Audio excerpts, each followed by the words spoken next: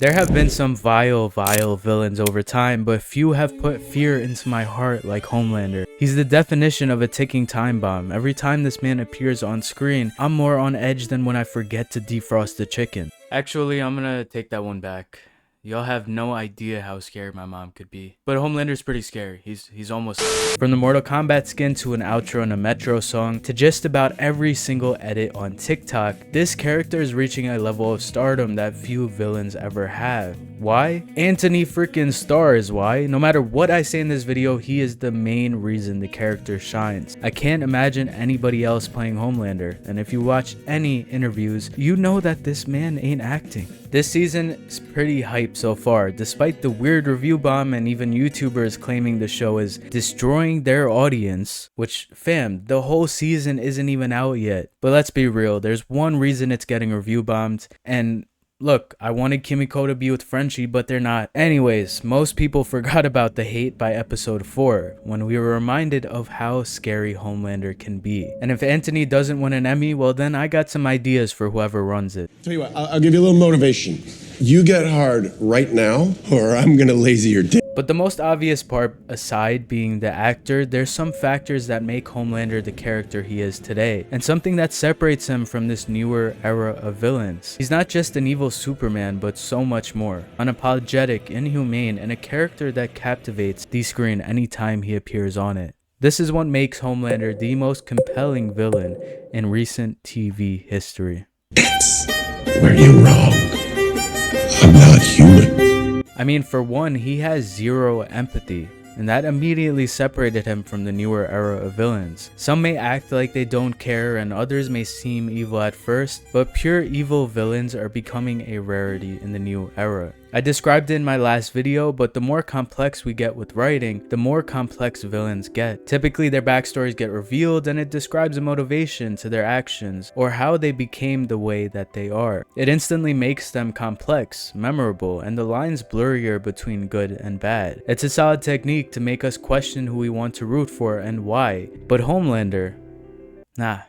This man is pure evil. Now sure, he was raised terribly, but that was never his motivation. Season 1 showed us that he was no Superman. He'd do whatever Vought asked for and enjoyed being in the limelight. He wanted a good media image and held that up to the point he realized he could do whatever he wants to. This audio got used in a Metro song because it was iconic. The moment in itself is what makes Homelander the genuinely terrifying character that he is today. The realization that he has no reason to apologize or cater towards anyone. Divide or no divide, politics are a tool for him, and so are people. He is the epitome of what having power does to someone, and in this case the extreme of it. An unrivaled power where the only thing stopping him is this apparent need for love. The same need that is slowly fading away in this new season. And as he just got rid of the roots, the very people who planted that need in his head, let's just say it's not looking too great. The slow descent is one thing and really scary, but the other is the ability to battle plot armor in this show.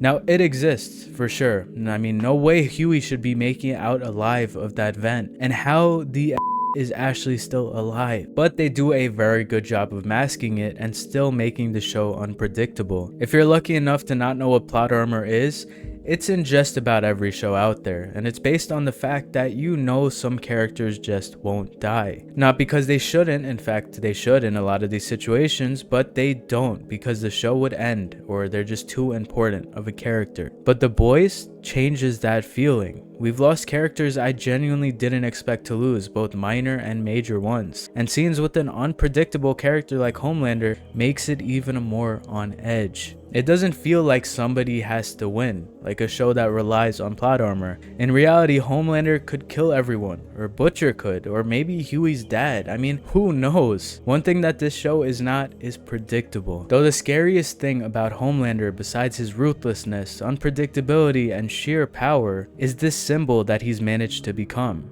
Mainly in the show, but even in real life. I'm gonna give you a brief history lesson that there's also a great video about, but film propaganda was used during Hitler's reign to gain a lot of the support. Hitler was portrayed in a messianic way to post-World War I Germany, which was in poor shape already. His film painted himself as the savior and used the pre-World War I golden era Germany as a time he promised to bring back. Now, I'm not going to get as political as The Boys does, because in my eyes, every politician is a bunch of baloney anyway. But it's clear throughout the show that Homelander has become that symbol. And I mean, it's as obvious as the flag on his back. He is this new savior, to the point that they genuinely cheer for him, brutally murdering a man who threw a plastic can at his son.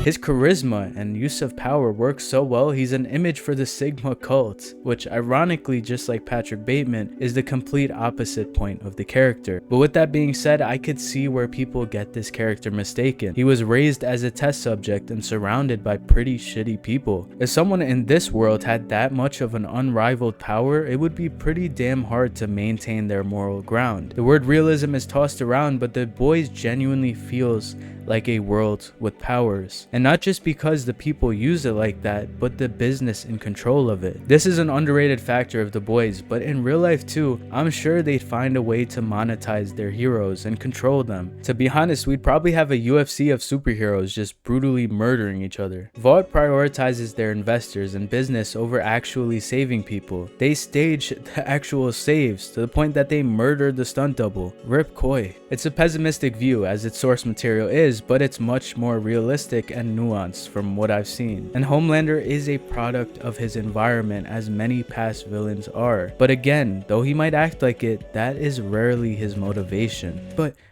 he was raised terribly. Blow A-Train. Go over there, pull out A-Train's cock, and blow him. I guess that was a little extra bit, but like, Homelander is a character unashamed of his power, and that is something we can all understand, because it's not something debatable. He's simply the strongest and unapologetic about it, which is very, very rare in media, because people tend to think that that type of villain is one-dimensional, which I think is the complete opposite. Homelander's power is so strong that he thinks about his place in the world and what he should care about. It's fun to watch too. I mean, I don't recommend taking it to heart, because this is a fictional world, and please remember that even Anthony Starr doesn't like the character like that, so please don't. But it is refreshing to watch compared to villains who really try to justify themselves or have a story that justifies them, to finally just having a really bad dude. That makes every scene he's in that much more intense. I think future writers or directors should definitely incorporate this into building a world with high stakes and really low predictability, because Homelander is able to do that every time he's on the screen.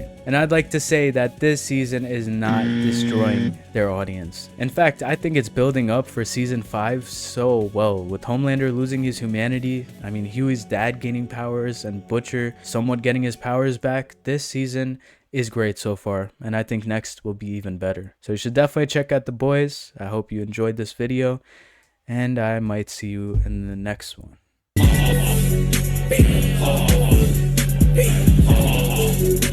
First off, thank you guys, anybody who's been putting up with my channel. I know it's been a lot of variety, but there's a lot of things I've been interested in recently and wanted to make a video about.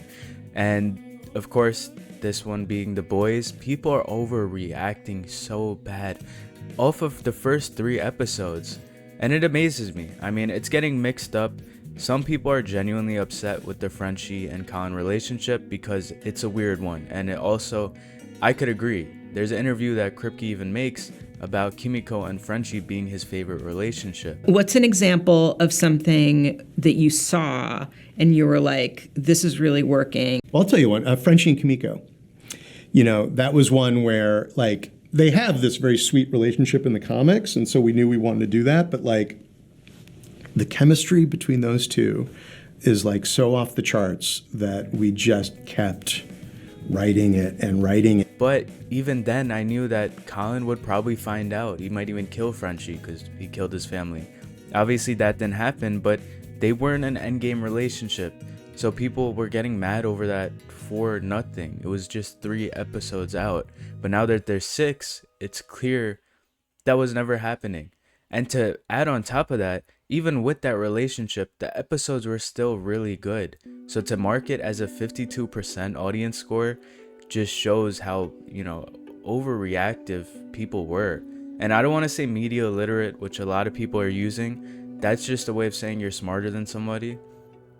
I'm not more media literate. All I did was let the show cook. I let a couple more episodes come out. You see now with, what's going on with Frenchie and everything else, Homelander cooking. Like, this show is just getting increasingly better. And people are overreacting because of one bad relationship that lasted a couple of episodes.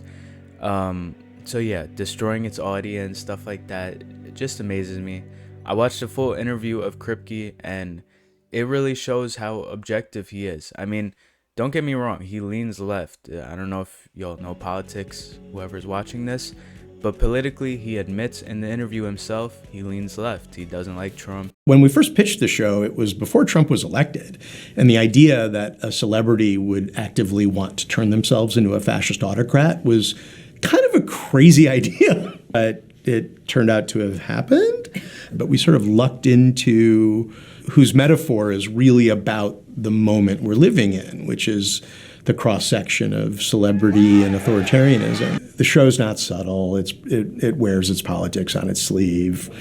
And it's funny to rip on the madness on the right. And, and we get some shots in on the left of like all the performative wokeness and everything. But he does make fun of both sides. And I think people are missing that or just ignoring it. But he does poke fun at it. And of course, he's going to make mistakes. Like, I think I could agree that the Khan relationship didn't really need to be a thing, but it also barely took away from anything, in my opinion. And it was trying to give that side plot to Frenchie's character depth. In the newer episode, you see him grasping with religion and forgiveness, and by the end of the episode, you see what happens to him. But it's interesting. It gives a character more depth. So people, I don't know what it was. I don't know if they were just overreacting. I know some people are obviously just homophobic. That's the truth. You can't look at this 52% audience score and say that this was completely an objective view of it. And then there's other people, like even myself, who didn't like the relationship, thought it was weird, and thought Frenchie and Kimiko were endgame, which is still a very clear possibility and something he's probably building up to. People overall are just overreacting. This show has been really good so far, and it just keeps getting better. So, yeah, I don't know. Let me know what you guys think in the comments down below if you're watching The Boys. If not, if you have any suggestions for future videos and stuff like that, let me know. And thank you for watching, and I might see you in the next one.